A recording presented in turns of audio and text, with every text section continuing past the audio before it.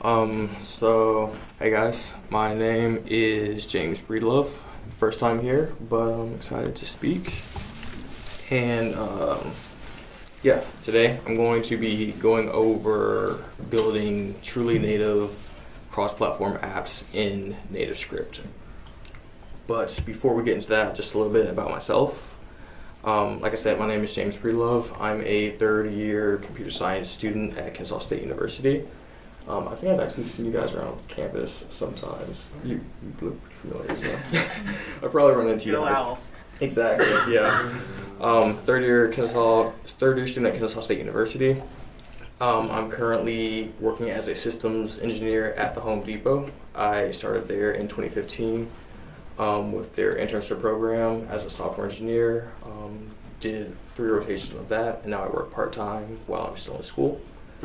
And also the co-founder of Noise LLC, a small software development startup that is pretty new, but we're working on a couple of different apps that we're trying to release out to the public pretty soon.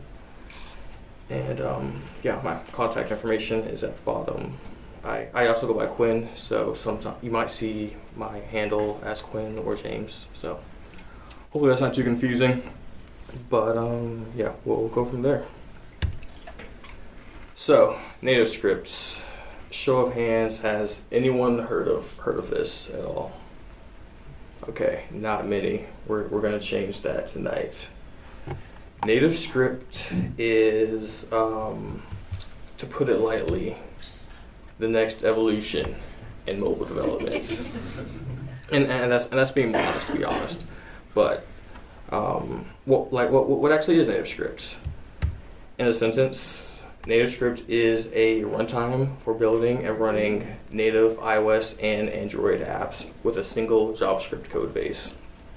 In essence, code once and deploy everywhere. And so if you have ever worked with mobile development, or you've tried to launch an app in anything other than native Android or native iOS, I know what you're probably thinking right now. You've heard many times, and you've been promised over and over again from the new fancy frameworks or new programs such as PhoneGap or any of the big ones, that you can write your code once and deploy it to Android, iOS, some even say Windows Phone, all kinds of different things. You've heard this before. And if you haven't and you want to get into mobile apps, you will hear it from everyone. These are a couple of the frameworks that all kind of promote the same thing. Cordova, PhoneGap, Ionic, Xamarin, ReactNative. The selling point that these different frameworks tout is that you don't have to write your code. You don't have to write Java for Android and then a separate Objective-C and Swift for iOS, but you can write all of your code in JavaScript and it runs on both. And it's great, and it does actually work to some degree, but NativeScript is really on another level compared to these other frameworks. It's again, to put it modestly, the one framework to rule them all.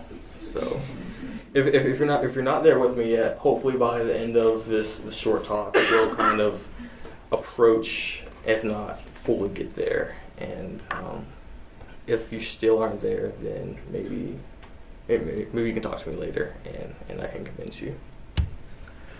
But so I'm going to try to convince you that NativeScript is the one framework to rule them all.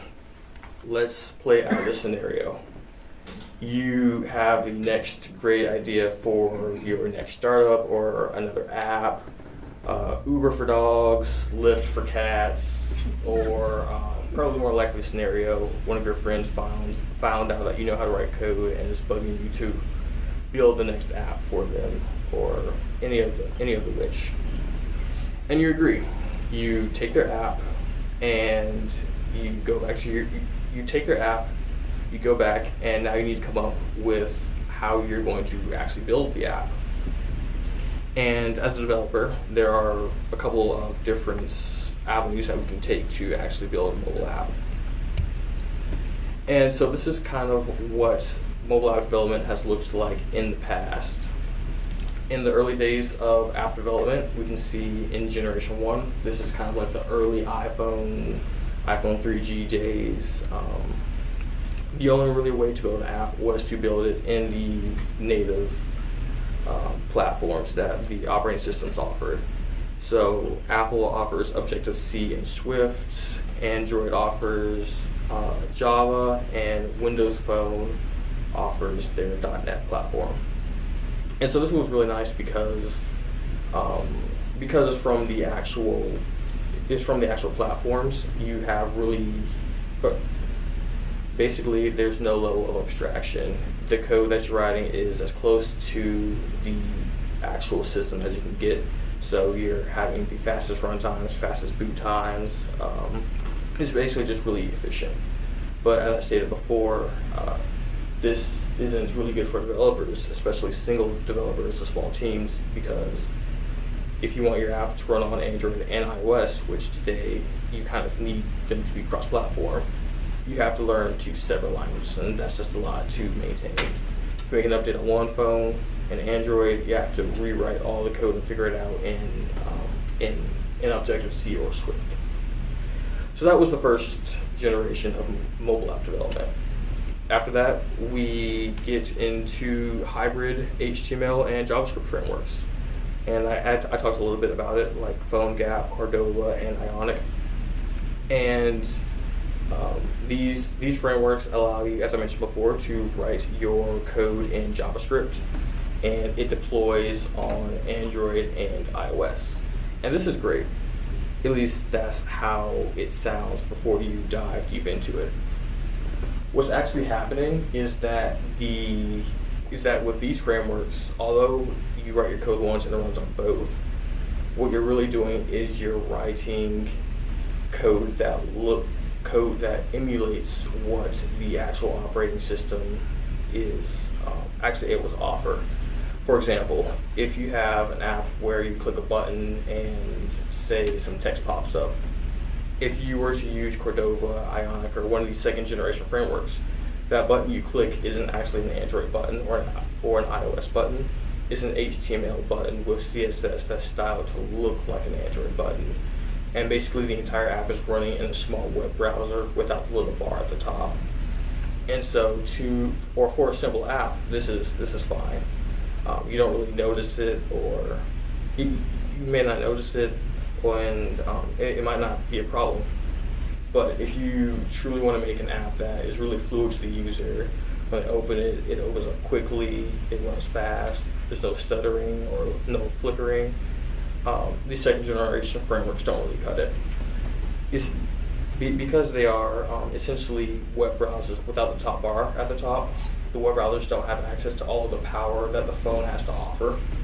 And so you really get bogged down really quickly once you start to actually put any kind of serious computational logic in the back end. Which brings us to generation 3. Xamarin, ReactNative, and of course, NativeScript. What these frameworks do, or what these frameworks solve from the first and second generation frameworks, is that they run natively on the phone. And so what the actual difference is that where in the second generation, you're basically opening up a web browser without the top bar running your code. These frameworks take your JavaScript, basically understand what you mean or what your intent is, recode your app in Android or Objective-C, whichever is respective for the platform that you want. And then that code gets run natively on your phone.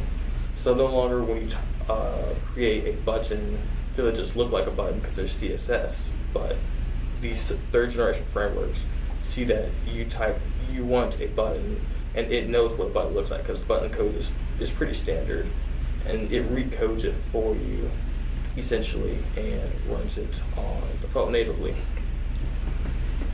And what this does is, again, it eliminates the problem of not being able to tap into all of the power of the phone, because the phone is it can't tell the difference between essentially generation 1 and generation 3. And so yeah, if you ever start developing native cross-platform applications, you will run into React Native, and you'll also run into Angular. They are always at odds, and there's a very strong dichotomy against developers. Some people are hardcore NativeScript Angular fans, some people are hardcore React fans. Essentially, they're very similar, but NativeScript is, in my opinion, is a little bit further ahead than React Native. Both of them are third generation frameworks, so they both do the similar understanding your code and running it natively on your phone. But what NativeScript gives you an advantage over React Native is that NativeScript, not because of the name, but NativeScript allows you to have 100% access to the native APIs that the operating system offers, which is why it's called NativeScript. And what this actually means is that when, say, a new version of Android comes out, you don't have to wait for the team at NativeScript to go into the code and write a wrapper for it and push an update for you to actually access something. You can go in and you can access that library right away the day it comes out.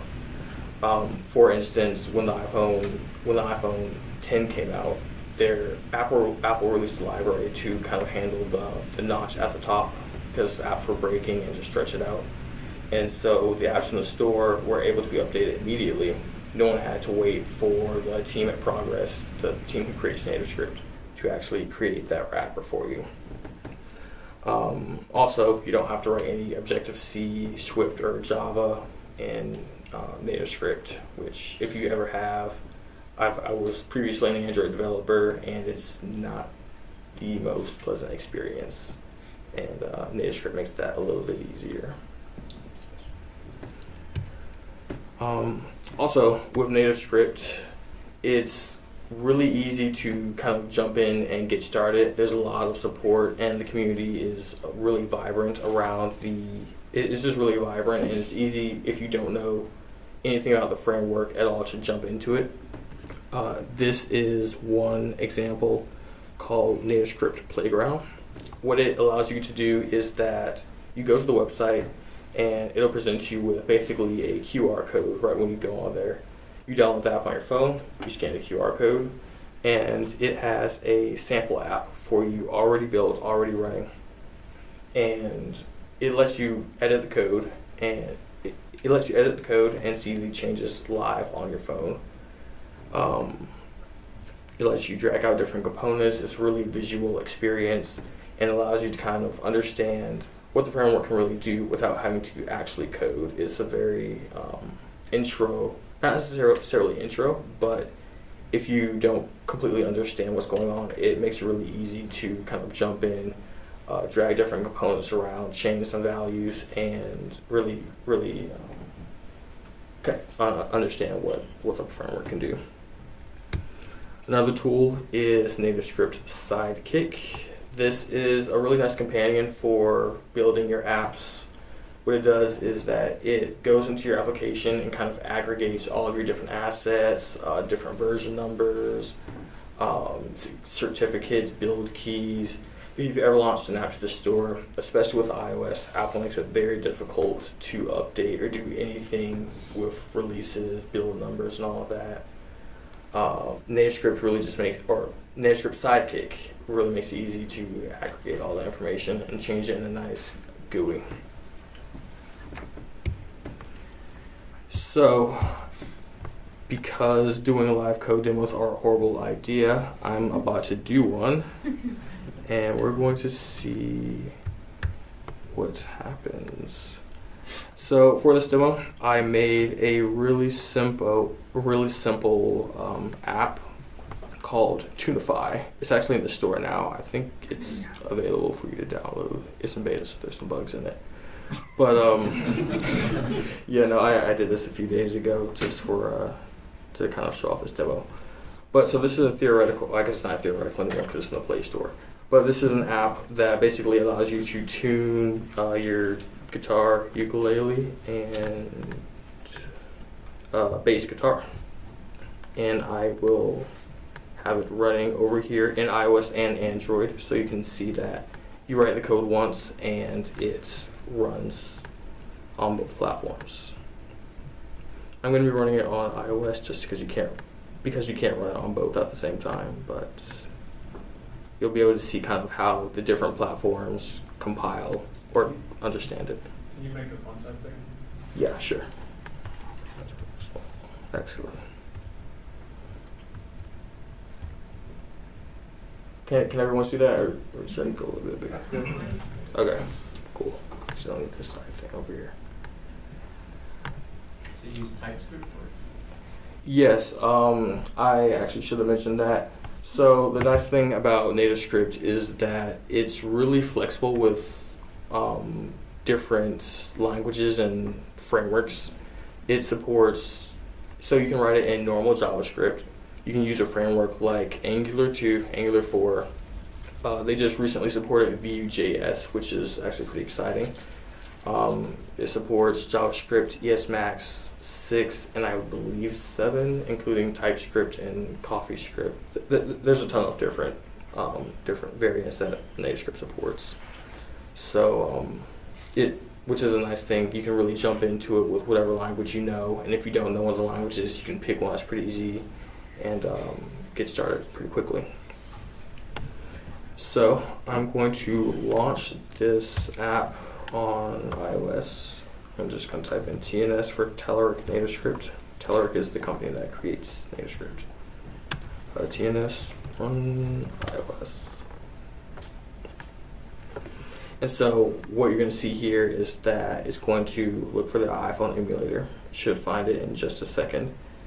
And you're going to see it basically look at my JavaScript and recode the app essentially and build it and execute it on the phone.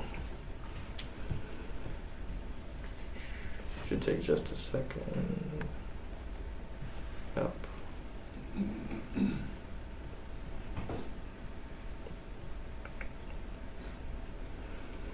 Okay, so this is the app on iOS. I took out some of the functions just so we can put them back in piece by piece and you guys can kind of see how the app adapts until we get back to what the Android version looks like.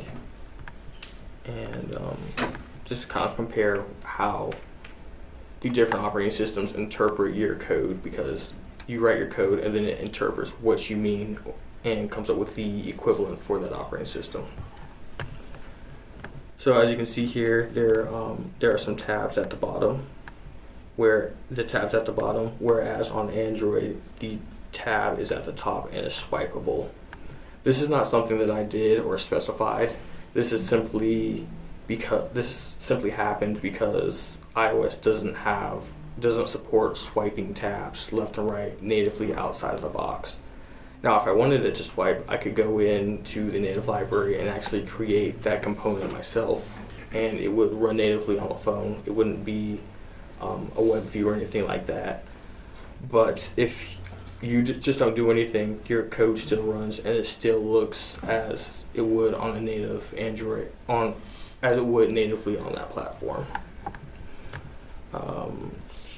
Actually, let me just uncomment all of this so it looks how it should. So what this is right here is essentially, actually, let me back up. So with NativeScript, if you're not familiar with it, there's essentially two components. There's the HTML component, which you use to style your apps and you lay out all of the buttons, anything visual on the screen. And then you have your code behind. In this case, I'm using TypeScript, but you could also use JavaScript. And so what you see on the right-hand side is my HTML. Well, technically it's markup. It's not actually HTML, but it reads and types very similar to HTML. And so what I have right here is a button. If I uncomment that and click save, it's going to sync over to the phone. And you're going to see the buttons for the guitar appear, essentially. You'll see it says E, A, D, G, B, E, And it's getting those letters because at the top on the left side, I have an array where I named this A, D, G, B, E. Right here, actually, yeah. This is where it's reading it from. And so if I were to change this to Z, you would see it update over here as well. On the Android version, you'll see if I swipe, the buttons are changing, And on here, I haven't put in the other buttons yet, so let me just uncomment those. And you will see them sync over. And so now when I hit one of the buttons, you should hear a sound if this is plugged in. You plug in the headphone? Yeah. Oh, here we go.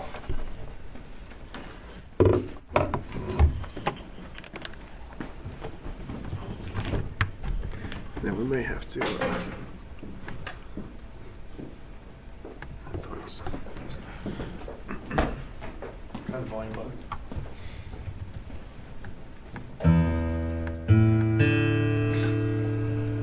And so, yeah, really simple tuner app. Ooh, the ukulele isn't working. Let's find out what that is.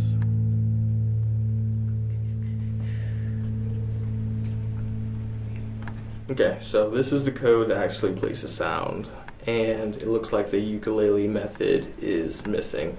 We have guitar note tap here, bass note tap here, but there's no ukulele tap. So let's go ahead and actually write that real quick, just so you guys can see how easy it is to, add actual functionality to an actual app. So let's go ahead and type that out.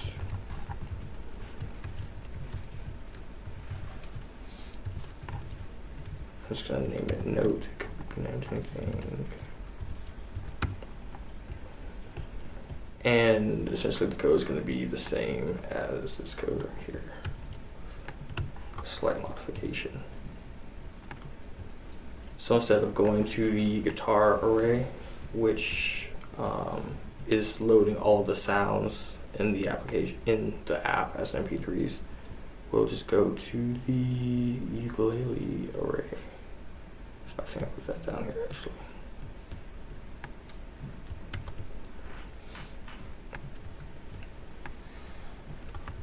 Okay, there's the ukulele array. I'm gonna copy that and tell the ukulele tap function to call it. Change that from guitar to ukulele. I'm gonna save it. I'm gonna see the app or NativeScript do its thing down here. Updates on the phone. So that's still working. And let's see if ukulele works. Oh, it doesn't work. Looks like you misspelled ukulele. Did I actually? I did. Yes, I did. I have ukulele too. That's disappointing. Are there any debugging tools? Yes, debugging in NativeScript is actually very, very good. VS Code and NativeScript were developed together, and so the debugging tools in VS Code work really well with it. You have your normal watch variables, call stacks, breakpoints, and everything like that, but it gets very, very in depth. So I don't even use all the features because the surface ones suffice, but debugging is very very well evolved in NativeScript. Okay, so hopefully that will be the problem. First.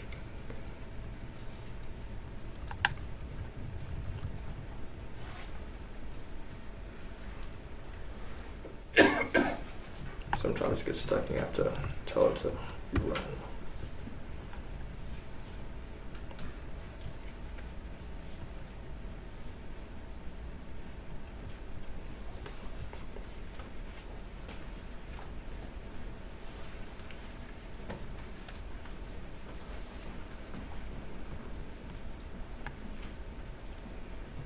And so, yeah, as I mentioned before, it's really nice because this is running on iOS, but it would easily, it would run on Android as well, as you can see. I just can't sync both of them at the same time. Just sync it. Let's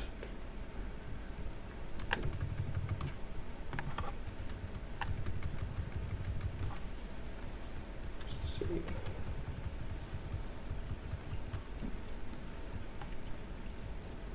Okay, well, I'll give this one more chance, but you can imagine what a ukulele would sound like, and yeah. You said that you can use multiple languages. How do you? Is there a configuration file or something that tells it what the language to use? So you use JavaScript as the main language, but you can use different versions of JavaScript. So ES6 or ES7, TypeScript or CoffeeScript. So it's basically the same language, but it'll interpret. You can download different versions from npm, and it'll interpret those without a problem. So is it configuration or like that dependency that you download? Right. NativeScript that tells it if you convert from CoffeeScript specifically. So forth. Right, exactly. So NativeScript is downloaded from npm. It couples really tightly with npm and CocoaPods. And you can use a lot of the same CocoaPods and npm modules that you would use normally. And people are writing different interpreters all the time for it. So is it an interpreter or is it a preprocessor? Is it preprocessing and compiling down, or is it actually interpreting? Is NativeScript interpreting? Are you asking? No. Like he's asking the question about like different languages. So the different languages are typically built like a syntactical sugar to an extent on top of like JavaScript. So right. Is it the plugins that you're talking about, like npm, is it doing a preprocess compile to compile down to the actual stuff that gets deployed to the app, or is it actually truly interpreting? It's actually truly interpreting them. If I understand your question correctly, if you were to say write a module that, for instance, iOS doesn't have this little checkbox module. That's something I downloaded from npm and included it in my project. And so the creator of that module went into the native iOS libraries and essentially just created the visual UI element and created the bridge so that NativeScript understands that when you type in their custom tag. Right, but is NativeScript, is it compiling down to bytecode, or is it actually running like a real-time runtime? It's running as a Java virtual machine on the phone, or in a Java virtual machine, at least for Android. I'm not entirely sure about iOS, but it's happening at runtime, I believe. Okay. So I guess we're gonna have to imagine. I probably spelled something wrong there, but yeah, that's the bulk of the presentation. If anyone has any questions or any further questions, yes. I imagine the sound aid guys are using are different on Android versus iOS. So I'm curious to see how you interface with those in a unified way. Right. That's the nice thing about NativeScript is that a lot of the core map or the core functionalities of both operating systems have already been mapped by NativeScript, and so when I'll actually show you what that code looks like.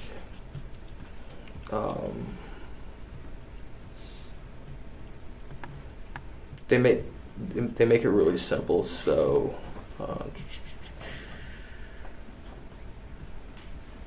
where is that? Right. So I downloaded a sound module from. I could have written this myself, but just to make it easy, I downloaded a sound module through npm, and the creator of that module essentially just created a bridge to where when I type in sound.play, it calls the native Android sound module, or I'm not sure what they would call it in Android, but the native Android API that plays the sound, and they call equally the iOS API, and those can be found just on the iOS dev sites or the Android dev sites. And so it knows that when you run it on Android, just go through the Android API, and on iOS, run the iOS API. And that gets compiled down and run at runtime. If that kind of answers your question. Yes. I think you touched on this, that you felt, if I understood correctly, that part of the advantage of NativeScript over React Native has to do with who's behind maintaining the code and how it's accessible, up maintained. So, first of all, am I interpreting that correctly? And could you go in a little bit more about why that's an advantage, assuming I was correct? Yes, that's partially what I was getting at. Essentially, what I was saying is that the advantage of NativeScript over React Native is that you have 100% open access to the APIs right out the box, whereas React Native, you have to wait for the team at React to kind of open up, to expose some of those libraries. And they do a really good job at it, so you're never really going to be behind at all. But so I guess my question is, why do they have that capacity? Or maybe that's too much their question. But why does NativeScript have that capacity while React Native doesn't? What are the trade-offs? So I'm not entirely sure how React Native works on the lowest levels, but I do know that React Native technically isn't a framework, it's a library, and NativeScript is a framework. So with React Native, I believe you actually need something else to actually run it. I'm not entirely sure what that is. I don't code with React, but yeah, I just know that happens to be the case. Yes. Have you used NativeScript to create applications at Home Depot? Yes, that's actually where I was introduced to it. So I started at Home Depot about 3 years ago, and I was working with Angular. Angular 2 then. It was still in, I think it just came out of alpha. It was in beta. Those were rough days. But I was working with Angular there, and basically learned Angular 2. And my next rotation back, me and my team created a application for Home Depot drivers to better navigate their routes through NativeScript. And we chose NativeScript because we were a small team of 4, and we actually had to push this out to production. And so yeah, we wrote production code in NativeScript, which was a question I had at the time was, is it really powerful enough to write production code and to maintain it, and is it sustainable? And so Home Depot thought it was, and they allowed us to use it, and it's still being used now.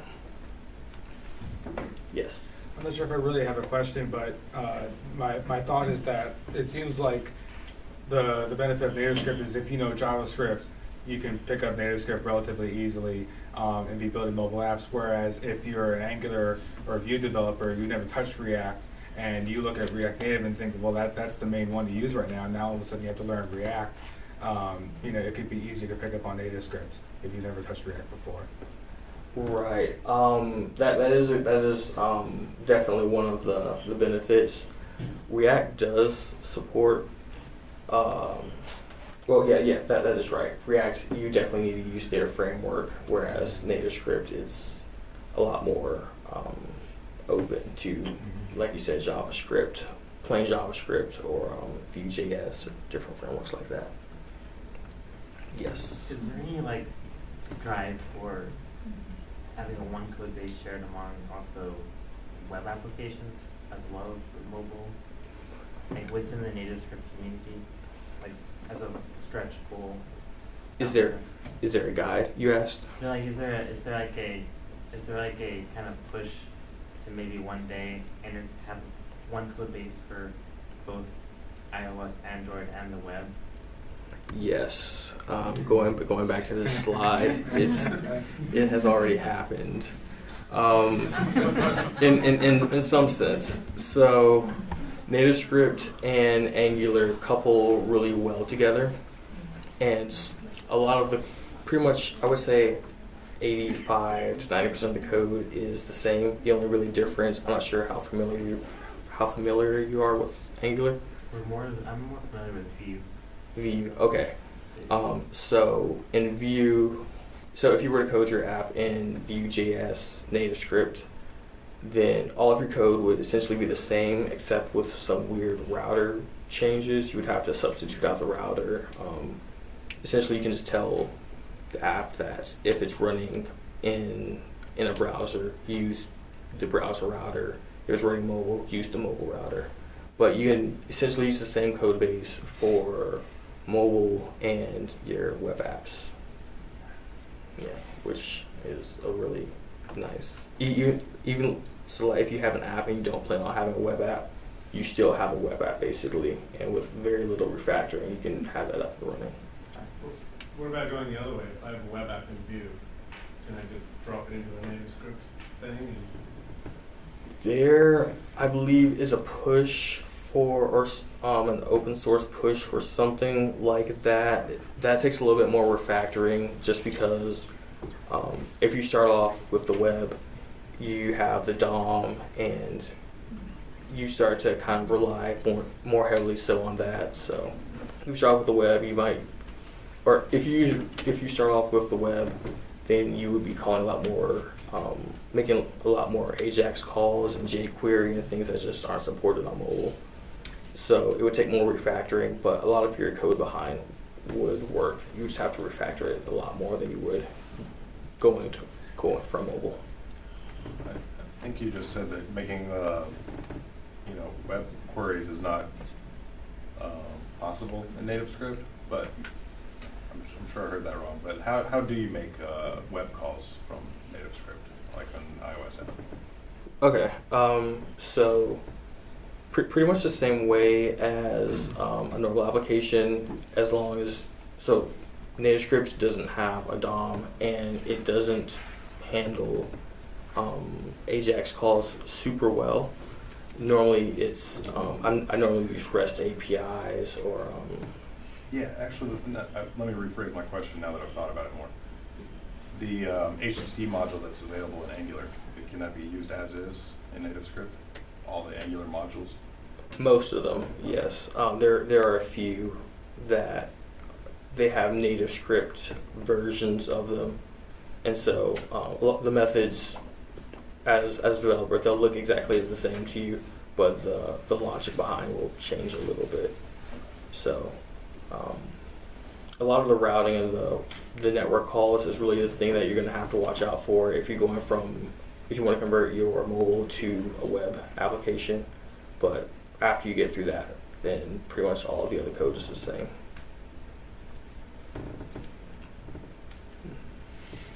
Yes. I got another question. It's somewhat related to the previous question. So it sounds like it may, and determinant on what the answer for this is, that may answer the other question.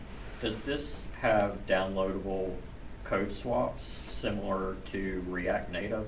So in ReactNative, I can basically publish my app to the store, right? Mm-hmm. And it bundles all the JS files into the application kind of as a package.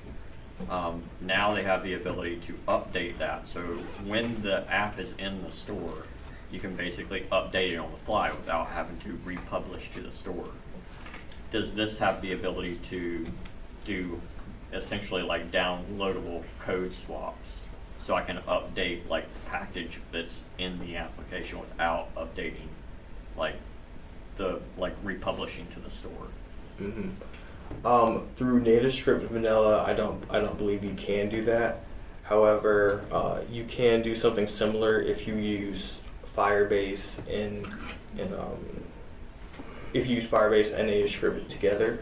I know you can't swap out core JavaScript modules or anything like that, but you can use what is it called? I will have to look it up. I can talk to you afterwards, but there's a similar way to at least make UI changes on the fly using Firebase with React or with NativeScript. So is the layout too? Is the layout, is it using like it's using native components, or is it using like native components that the NativeScript community built? It's both. So NativeScript is really plugin based. The core version of NativeScript built by Teller has all of the core components that you would use in an app. So Yeah, so for example, like you know, you had TabViews and everything. Are the TabViews, have they generalized the TabViews across, because you got completely different APIs and different component sets for like iOS and Android, right? right. So they kind of do have like a tab controller and a tab view per se, but they're completely different.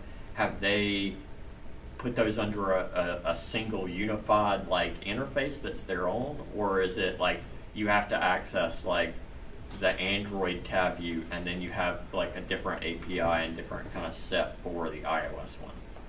Yeah, so you do actually have to you don't have to access, that's happening under the covers, each individual or each separate API. That's being happened at compile time for you, so you don't actually have to do that. In the code for that is literally just tab view. Okay, so they've generalized it. Do you Right. have access to the lower level components? Yes, you have access to you can go into, say if you want to style it to look, if you want both tabs to look exactly the same where you swipe left and right, or you want both of them to be at the bottom. Well, I'm more concerned about like, can I access like the specific APIs of a tab view or tab controller for iOS versus like the tab, because they're, you know, you've got different things that you can do with them. Mm-hmm. Like, you know, and you may want to tailor it for one or the other, and instead of having it like kind of generalized, do you have access to go that low with it? Yeah, definitely. I personally haven't had the need to do that, but I have done it before when I was working at Home Depot. Essentially, you would import it into your code behind, and you have access to every library and API that Apple or Android offers. What I did is you just go to the Apple developer site and you can look through their APIs and call any API or library they have there, and it works in NativeScript right away. And my guess is that's what they did. If you looked at the source code of NativeScript Sound, I would imagine they would do something similar. I can actually click Well, it into sounds like it. from what he was saying is they've generalized the sound module, so they've got a similar API for both the low-level stuff for iOS and the low-level stuff for Android. So, or they may have used like the EXO player, which is a high-level component that you could wrap around. It's basically the player for like YouTube, but that's like high-level Java code. Yeah, there are a lot of different ways that you could go about it. For the sound module, that's a user-created module, so I'm not entirely. I turned off JavaScript, so I can't see the files. Yeah, but my bet is it's just wrapping, like it's giving you a generalized API for like both platforms versus like the low-level sound API, because they're going to be completely different. Here you go.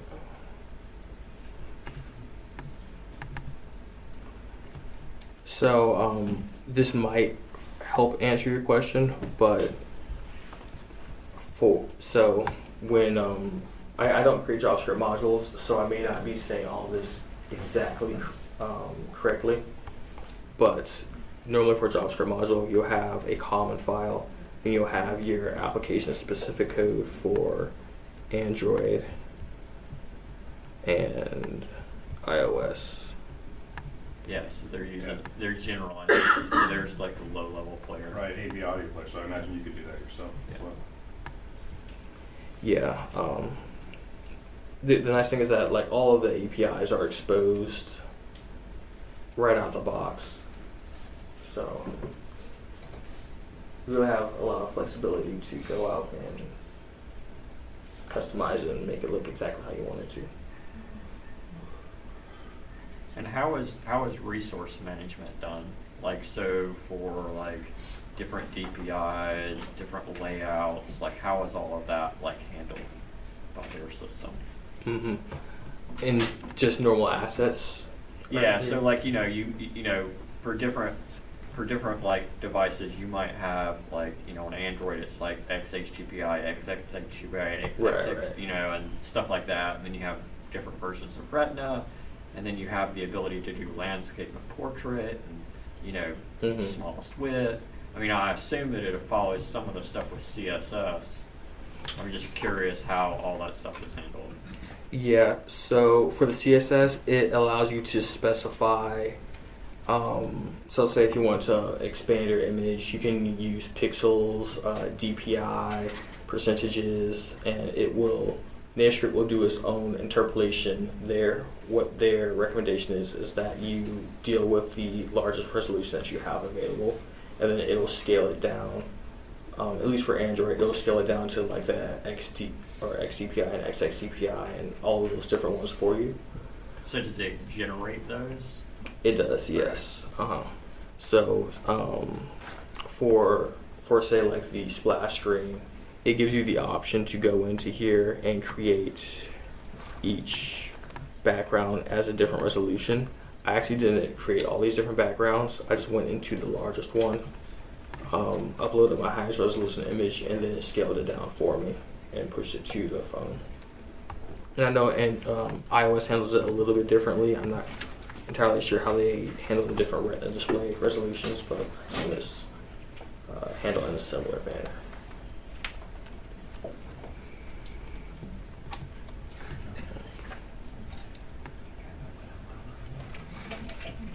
Any more questions? Yes. This is a detour, but I heard there's a software apprenticeship program at Home Depot.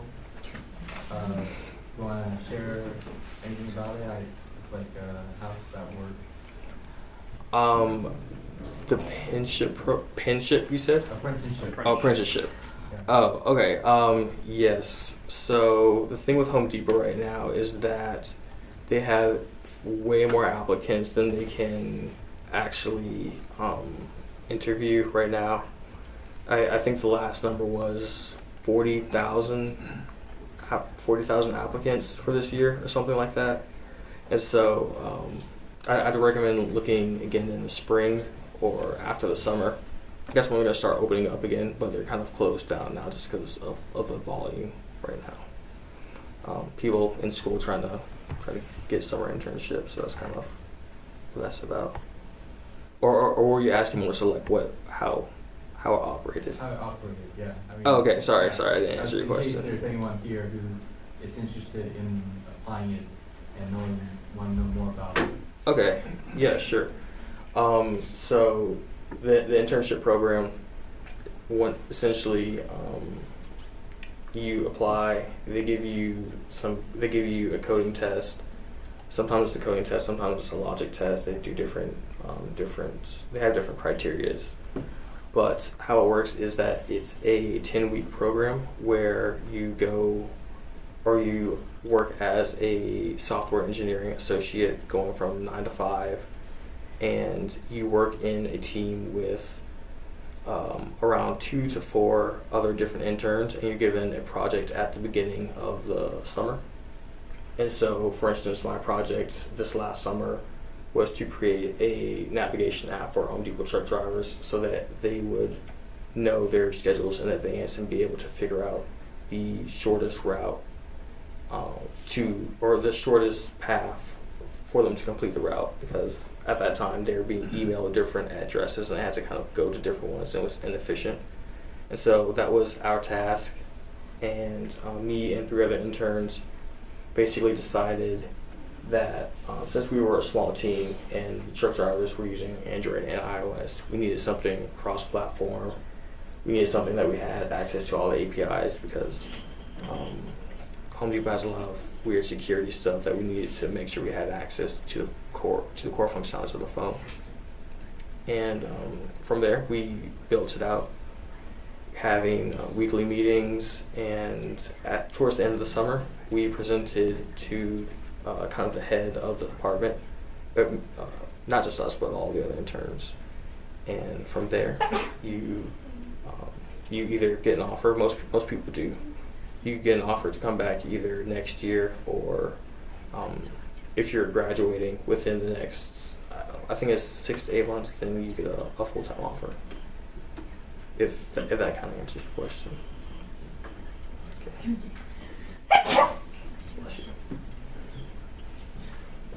Okay. Anything else?